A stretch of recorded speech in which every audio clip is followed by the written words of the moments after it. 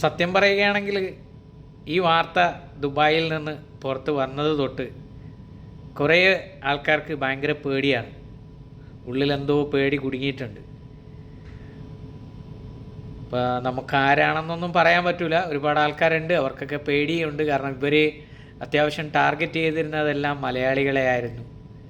എന്തായാലും പ്രാർത്ഥിക്കുക ആരും ഉൾപ്പെടാതിരിക്കട്ടെ എന്ന്. എന്താല്ലേ, വീഡിയോ ഒന്ന് കണ്ടിട്ട് വരും. ദുബായ്, ഷാർജ പ്രധാന കേന്ദ്രങ്ങളായി അനാശാസ്യ പ്രവർത്തനം നടത്തി വന്നിരുന്ന 32കാരിയായ യുവതിക്ക് HIV സ്ഥിരീകരിച്ചു. ശ്വേത ജെയിൻ എന്ന മധ്യപ്രദേശ് സ്വദേശിനിയായ ഇവർ ആവണി, സന ബാംഗ്ലൂർ എന്ന അപരനാമത്തിൽ ടിക്ടോക്ക്, ഫേസ്ബുക്ക്, ഇൻസ്റ്റാഗ്രാം എന്ന സാമൂഹ്യ മാധ്യമങ്ങളിൽ കൂടിയാണ് ആളുകളെ വലയിലാക്കിയിരുന്നത്. 2022 മുതൽ ദുബായിലെത്തിയ ഇവർ ദുബായ് ബിസിനസ് ബേ, അൽ റിഗ എന്നിവിടങ്ങളിലെ സ്പാകളിലും ജോലി ചെയ്തിരുന്നു. മലയാളികളെയാണ് ഇവർ അധികമായും ലക്ഷ്യമിട്ടിരുന്നത്. 2025 ജൂലൈയിൽ മുംബൈയിലെത്തിയ ഇവർ ദേഹാസ്വസ്ഥതയെ തുടർന്ന് നടത്തിയ വൈദ്യപരിശോധനയിലാണ് HIV സ്ഥിരീകരിച്ചത്. വികലാംഗനായ ഇവരുടെ ഭർത്താവിനെയും പരിശോധനയ്ക്ക് വിധേയനാക്കിയിട്ടുണ്ട്. Gulf News, Thiruvananthapuram.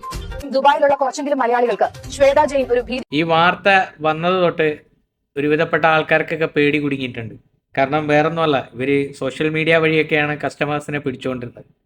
കാരണം ഇവർ ഈ ഇൻസ്റ്റാ, ഫേസ്ബുക്ക്, ടിക്ടോക്ക്, GCCയിൽ ഏറ്റവും കൂടുതൽ ഇതിൽ നിൽക്കുന്ന ടിക്ടോക്കാണ് ഈ വക കേസുകളിലൊക്കെ. അപ്പോൾ സ്പാ ഒക്കെ നടത്തിയിട്ടുണ്ടെന്നൊക്കെയാണ് പറയുന്നത്. നമുക്കറിയാം സ്പാ എന്ന് പറയുന്നത് ദുബായിൽ അല്ലെങ്കിൽ മറ്റു രാജ്യങ്ങളിലെ സ്പാ എന്തായിരിക്കും എന്നൊക്കെ നമുക്ക് ഏകദേശം ഊഹിക്കാന്നുള്ള കാര്യങ്ങളൊക്കെ ഉള്ളൂ.